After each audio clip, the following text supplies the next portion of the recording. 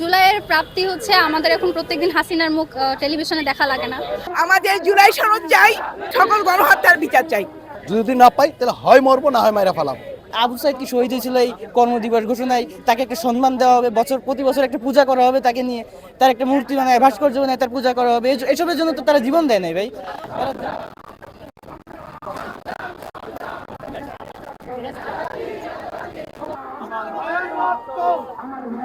জুলাইয়ের প্রাপ্তি হচ্ছে আমাদের এখন প্রত্যেকদিন হাসিনার মুখ টেলিভিশনে দেখা লাগে না, কিংবা হচ্ছে সেই আওয়ামী লীগের আমলের যেরকম গণরুমে থাকতাম আমরা, সেটা এখন থাকতে হচ্ছে না।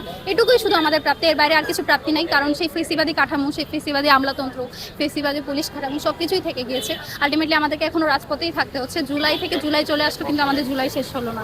আমাদের জুলাই সনদ চাই, আমাদের সকল গণহত্যার বিচার চাই।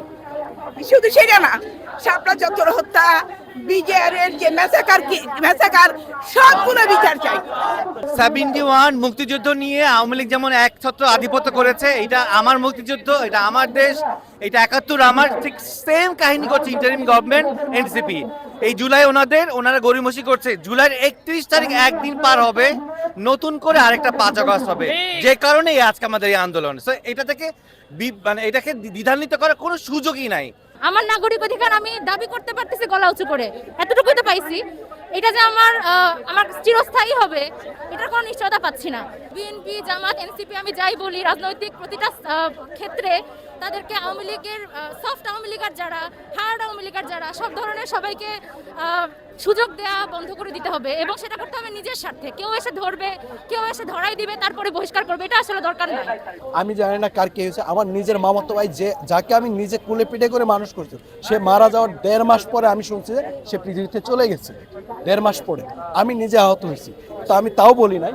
আবার দেখি অনেকে যে এইটা হচ্ছে সেটা হচ্ছে, অনেকে দেখা যায় 5 তারিখে আসার পর বিভিন্ন নাম কাহিনী, ওরা কিচ্ছা কাহিনী করতেছে। আমাদের যেটা হওয়ার দরকার ছিল সেটা এখনো পাই নাই। একজন ছাত্র উপদেষ্টার হাতে, তার হাতে কিভাবে ম্যাগাজিন থাকবে, একজন 1000 কোটি টাকা কিভাবে লুটপাট করবে, এটা উত্তর দিতে পারবে? এই ধরনের বন্ডামি আমরা চাই না। আগামী 36-এর আগে আমরা পরিষ্কার ভাষায় সনদ চাই। যদি সনদ না চাই, সেই সনদ হচ্ছে আমাদের জীবন তাবিজের রক্ষা। যদি না পাই তাহলে হয় মরবো না হয় মাইরা ফেলাম। বৈষম্যের বিরুদ্ধে যে আন্দোলনটা হয়েছে, বৈষম্য কোথাও কমে নাই, একটা রেজিম চেঞ্জ হয়েছে মাত্র। এবং বৈষম্যটা অন্য কোনো একটা গ্রুপ তারা এটা দখল করছে, এই আন্দোলনটাকে দখল করে তারা করে যাচ্ছে রীতিমতো। 36 দিন একটা কর্মদিবস ঘোষণা করছে। আবু সাইদ কি শহীদ হয়েছিল এই কর্মদিবস ঘোষণায়, তাকে একটা সম্মান দেওয়া হবে, প্রতি বছর একটা পূজা করা হবে, তাকে নিয়ে তার একটা মূর্তি বানায়, ভাস্কর্য বানায়, তার পূজা করা হবে। এসবের জন্য তো তারা জীবন দেয় নাই ভাই। তারা জীবন দিয়েছে দেশের মানুষের ন্যায় প্রতিষ্ঠার জন্য, দেশের মানুষকে ইনসাফ দেওয়ার জন্য।